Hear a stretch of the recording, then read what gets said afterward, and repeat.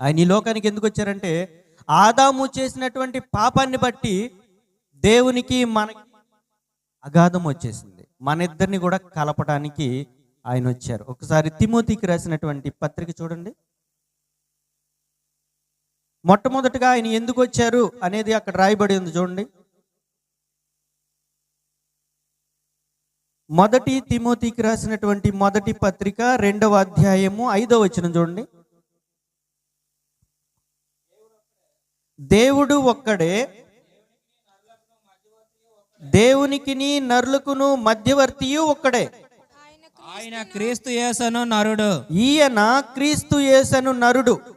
ఈయన అందరి కొరకు విమోచన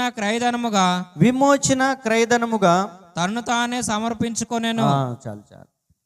ఈయన మన అందరి కొరకు విమోచన క్రయధనము తన్ను తానే అప్పగించుకున్నాడు.